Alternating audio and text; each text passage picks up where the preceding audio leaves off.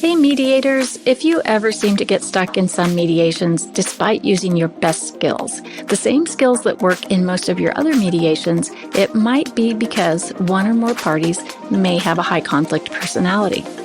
If so, there is hope for helping them. We offer a training for family mediators and another one for all other mediators to learn the necessary skills for handling your high conflict cases. Bill Eddy's settlement rates increased from around 75% in high conflict cases to above 90% using the new Ways for Mediation model he created. These trainings are a combination of on-demand, which you can watch 24/7, and Zoom training directly with Bill. You'll find the link for this in the show notes below. Sign up at highconflictinstitute.com/upcoming-courses. Email us at info@highconflictinstitute.com or just send us a message through our socials.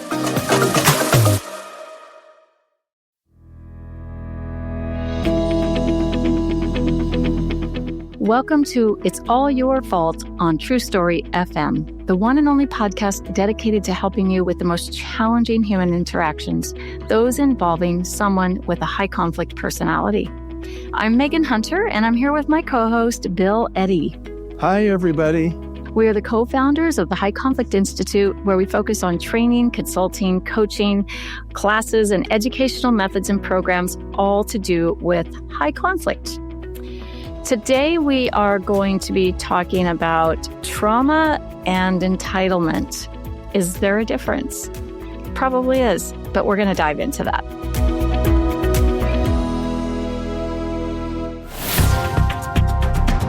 Bill, you've written an article called, Are We Being Too Nice in High Conflict Situations or to High Conflict People? So let's start with that. Why did you write that article? Well, what we see, especially with professionals, is that trauma and trauma-informed methods are getting more and more attention, and that professionals are nice people. And I like to think we're nice people. We want to solve problems and help people. But what we see in conflict situations, because we're not in treatment situations, we're not talking about how to treat mental illnesses, other disorders. So we're talking about dealing with conflict where there's more than one person involved. And what we're seeing is some people use the idea of trauma to be, in a sense, an excuse for bad behavior. And so, especially when we think, courts make a lot of decisions based on what's happened, what people's behavior is. Has someone committed something illegal? Have they harassed somebody or abused somebody? And these are big issues today. And it's important to know there are cases of harassment. There are cases of abuse. But there's also, to an extent, people want to justify bad behavior saying, oh, I was abused or I was traumatized, therefore you have to ignore how I'm treating you. And we see this in some marriages or partnerships, see this in some business relationships. And this gets into high conflict behavior because people who may have high conflict personalities may have personality disorders, and there's maybe a 50-50 overlap with high conflict personalities and personality disorders. Not everybody with a disorder is high conflict. Not everybody who's high conflict has a personality disorder. But trauma is one of the contributors to the development of personality disorders. But also some of the evidence of that is in high conflict behavior. So let's say someone grew up in an abusive household, they got hit as a child, their parents hit each other, more likely dad hitting mom, more domestic violence is perpetrated by men, but some women engage in that too. And so as an adult, maybe they hit their spouse and say, well, but I was an abused child. You have to understand me. You have to forgive me. You have to tolerate me. And when a case like that gets into court, there's often a plea for sympathy. I had a terrible childhood. And that can be a mitigating factor, like in criminal court, murder cases and such. Well, I had a terrible childhood, so maybe my sentence shouldn't be as long. So the judicial system of decision making, but also relationship behavior, this comes in, and people struggle with, I'm a nice person and I'm being treated badly. Should I excuse that bad treatment because of trauma? Or should I have set limits? Do I have the right to set limits on someone with a mental illness, for example? And the answer is yes. We treat people with mental illness with respect, which means we expect the same behavior That's so from important. everybody else. Yeah. And so it's kind of a balance almost, is when are we going too far and when aren't we going far enough? So I wrote that article because I think in general, professionals see themselves as nice people. And in today's world, there's a lot of need for more setting limits and imposing consequences. So we developed a method called SLICK, setting limits and imposing consequences in 2.5 steps. First step is setting limits. Second is imposing the consequence. And the third half is half the time you include some empathy and say, I really feel for your situation and I think this will help you and I really care about you, versus getting manipulated. Oh, well, if you cared about me, you wouldn't set this limit. In fact, you would sign this check. Right. Or and then you would do all these things. So half the time you don't want to be using your empathy because setting your limit is necessary. And people feel because of a diagnosis or a traumatic experience that they should be entitled to bad behavior and special treatment. And I guess what we want to say is, no, you need to be treated like everyone else with limits. And then I think that's respectful to people. We don't tolerate bad behavior and we don't want to let them get stuck there. We want them to know that behavior is not okay. Yeah, no, that's excellent, and it's raised a lot of questions in my mind. So there's maybe true trauma, actual trauma that has impacted someone, and if we don't set limits on them, then it can become maybe turn into I'm entitled to special treatment. So I guess I would put that in one area. Another area might be someone who's not had trauma and feels very entitled to special treatment anyway. So my concern being that we as professionals, and especially here at High Conflict Institute, we're training professionals across a wide spectrum. And something I've observed over the years is that it's easy to latch onto trauma-informed training. Or the trauma-informed concept, because it brings in, kind of brings up some empathy, and whether someone's had their own trauma and now it's resolved and they're helping others. So they kind of have this more natural empathy. Or it could be someone who's just like, okay, I need to be trauma informed and now I have to treat everyone the same way with just a lot of empathy. As opposed to, no, some folks are in the conflict space feeling very entitled without the trauma. Is that a true statement? Is that a possibility, Bill? It's all of the above is possible. So we have people who think that they have experienced trauma that really haven't, but because of their personality, and I might mention narcissistic personality disorder, borderline personality disorder, especially histrionic personality disorder and antisocial, see themselves as victims in life. And it doesn't mean that they're a victim in life. That's part of the disorder.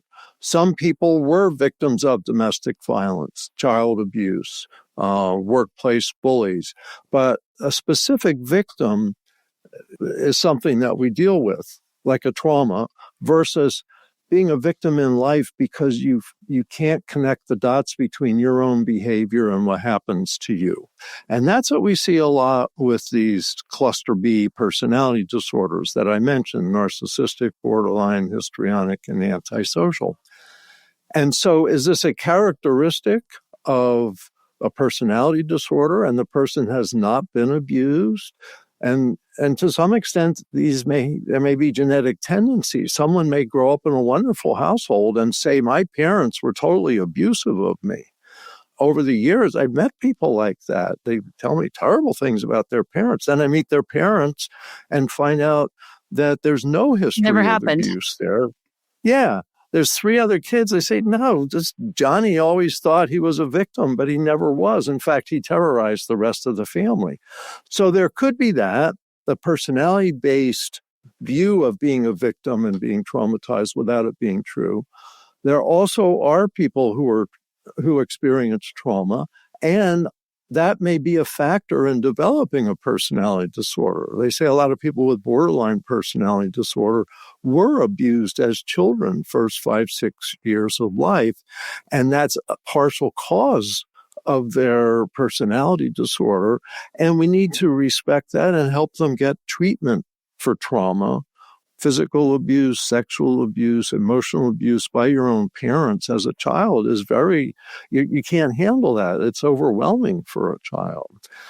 People may have experienced other trauma. I think of a counseling case I had once. The man's parents died in a car crash when he was 1 year old. And that's certainly a trauma, losing your parents at 1 year old. Even if you don't remember it. Right. But it threw his life in chaos. Then his aunt and uncle raised him for 2 years. No. His grandparents raised him for 2 years. So now we're up to about 3 years old. And then they realized we can't keep doing this. So then his aunt and uncle raised him for like the next 10 years. But this is traumatic. The change, the loss, all of that. Interestingly, he didn't have a personality disorder, but it messed up his couple relationship. And I think he was able to stay married, but he needed counseling to really work out his marriage. So you have people that may have had trauma experiences. And it's interesting today, one of the number 1 books on the bestseller list was The Body Keeps the Score by Bessel van der Kolk, who's a trauma expert, one of the most respected trauma treatment people. So part of this is people that experience trauma need treatment for the trauma, not excuses for bad behavior, and hold on to the trauma, in a sense. So you could have both, or one or the other. Right. So the point being, we don't want to get so stuck in this only trauma-informed training, right? We have to think of it as bigger and broader than that. And in fact, I've added to my training modules right from the beginning that this is trauma-informed information training, but it's also entitlement informed, because I think we need to cue people to the possibility that, hey, we're going to have to set some limits here at some point, or we're going to have to use respect statements instead of just empathy statements, right? But it may be this plus some setting limits and imposing consequences. So I guess my concern has been around too much of a focus on trauma-informed only and not thinking of it in the broader context. Does that concern you at all?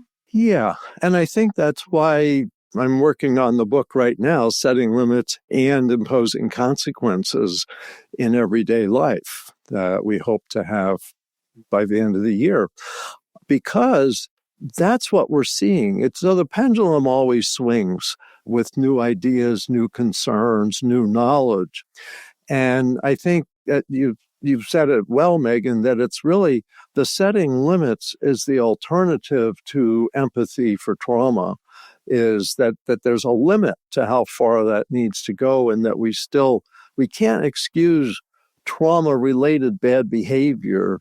We need to understand it, have it get treatment, and have it have limits. Because no one wants to be around somebody who's always yelling at people, for example, even though they say, well, hey, I had a terrible childhood. My parents were addicts and alcoholics, and they beat each other up, and they got divorced 10 times and all of that. If they tell you that, and you go, that's terrible, but that doesn't excuse you yelling at everybody or hitting everybody or engaging in addictive behavior that harms other people or even yourself. We're not helping you by tolerating your bad behavior. And I think that's the key. And it's the key in relationships, not just professionals. People in relationships go, oh, because of his childhood, I guess I better not complain about this when you should. Well, in fact, you nailed it, Bill, with we're not helping if we allow the bad behavior to continue. And that's why setting limits is it's vital. And I think it's a big piece that so many people miss because it's hard, right? It's really hard to set limits. And often we are walking on eggshells and we are worried and we are scared and we get frozen and stuck and we don't know how to deal with just, let's say you have that one child in the family, like you mentioned, who, seems to just always have this kind of perpetual victim mentality where the other kids are fine. And yet we're afraid to say anything to this child, and this child can make the other people miserable for years because we don't want to set that limit. And I guess we have wishful thinking about, maybe there's just going to be a wake up call one day and they're going to be fine. But I think, if we think about, I know we've talked about this on the podcast before, in nature, in the animal kingdom, there's a lot of setting limits. You have the environmental limits there, weather and heat and hail and tornadoes and snow and all those things squeeze us into, those are limits that squeeze us into different things. The animals within their own prides and, animal groupings, I guess, they're setting limits on each other all the time. And they're still kind to each other at times, right? So it's kind of this mutual this balance. But I think in some, in human behavior over time, we've lost some of that setting limits piece, and we're all trying to be nice to each other, and we're afraid to set those limits.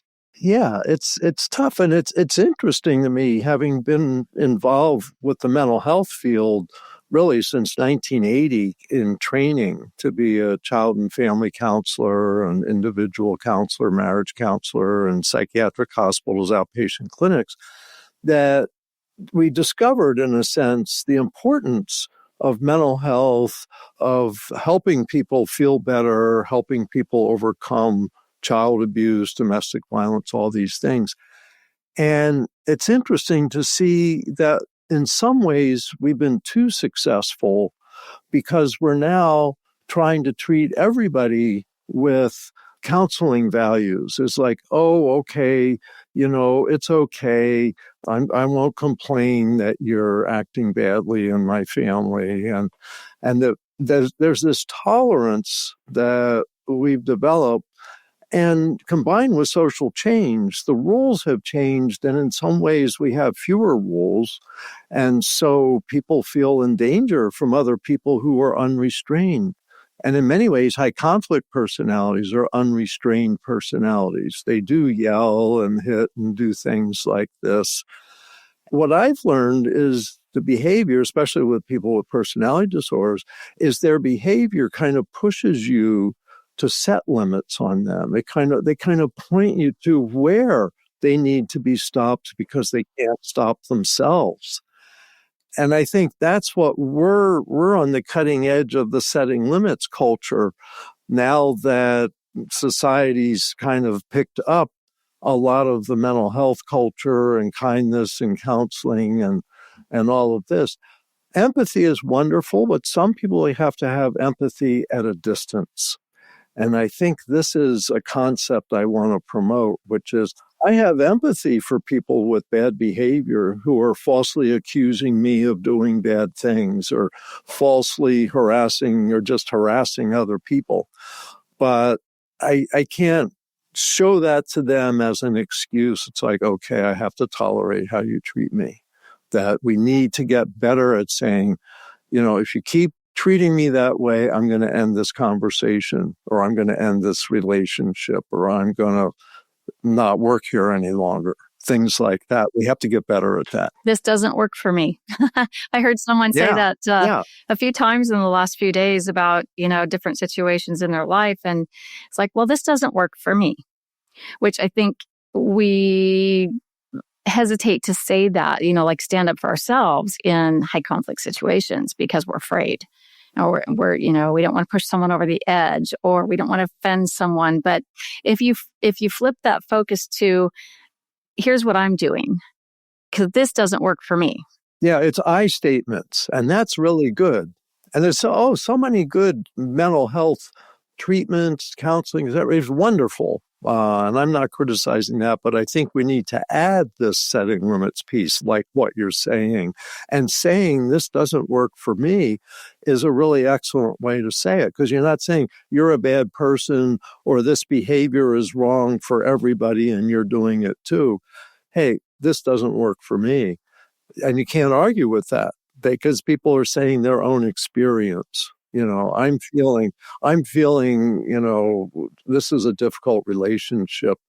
I'm experiencing it that way. And you can't tell me it's not a difficult relationship if that's how I experience it. Yeah, excellent. I love how I haven't heard you talk about mental health culture, but that's really where we've been sliding in that direction for a few years now, and especially with the expansion of social media and so many, experts, so-called. Right. Everyone's an expert these days. And that mental health culture, while it can be wonderful, like you said, it has to be balanced with setting limits. And then you said pointing the high conflict person points us to setting where they need limits set. That's really valuable. Yeah, I learned that as a therapist, and other therapists will tell you about that too. And I think that's one thing that's exciting about methods like dialectical behavior therapy, DBT, designed for treating people with borderline personality disorder, because a lot of it is learning how to internalize limits on your emotional expression, on your relationship behavior. And so DBT in many ways teaches people how to set limits on themselves to be more successful, to be happier. And I think that's where we need to go. And therapists, like DBT trained therapists, are fantastic because they have this balance of limits and empathy. Empathy, yeah. They're the best in the world at it. Yeah. And they, our New Ways for Families and other New Ways methods were inspired in part by DBT because it was focused on skills. Let's teach skills because you can have love in a relationship, but you also need skills of setting limits and also restraining yourself so that you can be happy together. You can't just do anything you want. I'll go to an extreme situation here, Bill, and that is someone who is you're afraid to set limits on them or impose any consequences because you're afraid of the threats, the impending threats of, well, then I'm going to harm myself. I think that's the touchiest area. So how is this handled in DBT, or how should this be handled with someone, let's say parents who are dealing with maybe an adult child or even a teenager who they've had this pattern maybe of threats of self-harm or taking their life or something. If you do this, then here's what's going to happen. And then it'll be on your head. So where's that balance of empathy and setting limits come in there? Because as we know, so many people say, okay, I'm not saying anything. Well, I think this is where it's important to get mental health assistance, to get a therapist, get a counselor involved. And DBT is good at handling threats of self-harm, because it doesn't just say, oh, my goodness, that's so sad or so terrible. We'll put you in the hospital for a week. We'll reassure you and take care of you and make you feel so much better, because that rewards the behavior and doesn't help them learn how to redirect the thoughts that are leading them to self-harm.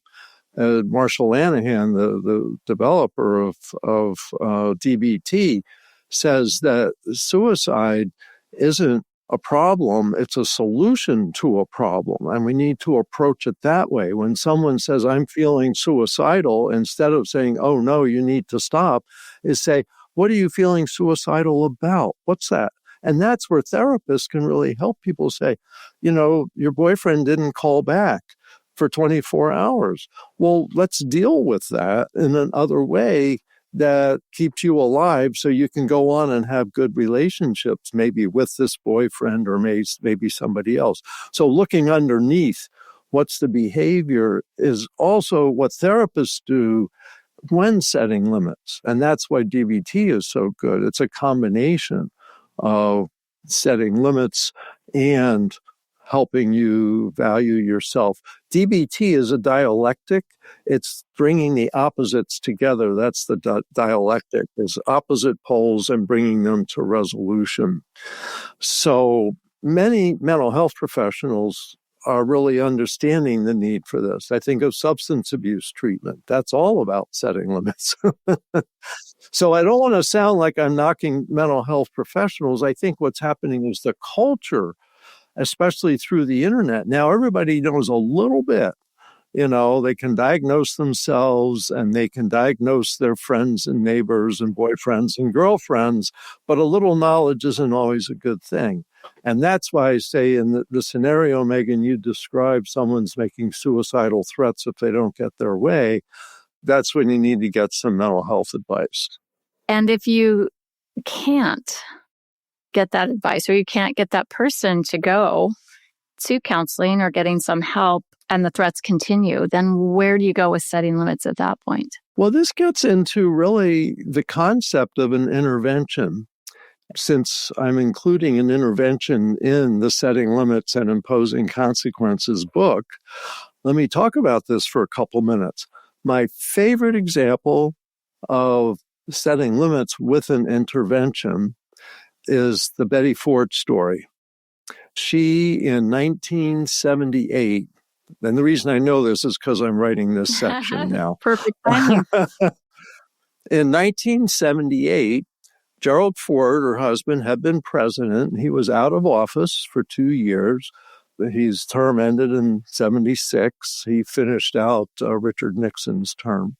And Jimmy Carter had come in 76 to 80. So they were ex-president, ex-first lady, living out in the desert east of San Diego, in the desert, Rancho Mirage, I think. And Betty had somehow developed a pill addiction, and she was popping pills more and more. Her family saw her going downhill, and they kind of wrung their hands about that. And Gerald was gone a lot, and maybe didn't see as much. But their youngest adult daughter, I think her name was Susan Ford, was just really upset about this and said, we have to do something. And so what she decided to do was get the family together. So she got 3 or 4 siblings and her father, and talked with a treatment expert, Joe Persh, who worked for the Navy, I think, in their substance abuse treatment program. This is before many programs really were well known. Well, Susan first, she and the personal secretary of Betty Ford and a psychiatrist, the 3 of them got together, came to her house and said, Betty, you have a problem. You have to stop. You're taking too many pills. Please, please, please stop. And her response was, you're all monsters. Get out of my house and I never want to see you again. Oh, dear. That didn't go so well. Then Susan Ford figured, I got to get the whole family together and I got to get some professional help with this. So she talked to Joe Persh and figured out how they would do an intervention. And so she and her brothers and her father and a few other people, like the personal assistant, got together, and Joe Persh, and they all went to the house. And I might add first, one of her brothers had given up on Betty Ford. It's just like, I don't want to deal with her. It's hopeless. And is that kind of situation like you're describing? What if people just insist on having their problem? And so I guess he was the one to go to visit, to knock on the door, and they're all waiting in the bushes, I guess. And she's like, oh, surprise, good to see you. Come on in. And then everybody came in and they sat down with her, and Gerald held her hand and said, Betty, we're here because we love you. And we're going to take turns to tell you some things. And they did. And they poured their hearts out to her and basically implied, we can't keep supporting you being this way. And we love you and we want you back. And it was successful. after a couple hours, and she agreed to go into treatment, and Joe Persh kind of guided her treatment. And she just became aware of how she become addicted to drugs and became a different person and was out of control. She needed setting limits. And this was a classic. They setting limits, but also imposing consequences. If you're going to lose us if this continues. And they had a lot of empathy. That was a case where empathy worked well. And she got into treatment, and now she's passed away, but she's famous for Betty Ford treatment centers. So that's the story. So the situation you describe, when someone seems out of control, insists on their bad behavior, maybe self-harm behavior, I think we need to do more with interventions. And that's the people that love someone get together all at once and get some professional guidance. And, I think with high conflict behavior, that's sometimes necessary as well. And we need to learn more about that and help people do that. Yeah, I agree. Because you might have just one random or one person that doesn't set the limit, says they're going to set it or impose the consequence, and then they don't. And that can cause things to fall apart. So trying to keep together as a team, as a concerted effort is really, really important to keep those limits in place if we really want to help someone. So, well, this is interesting, Bill. It's been on my mind for quite a while, and I'm glad we got to talk about it. So we'll put the link to the article, Are We Being Too Nice? We'll also put a link to some DBT resources if people are interested, and a link to the Slick book, which is forthcoming here in the next several months. So that'll be exciting.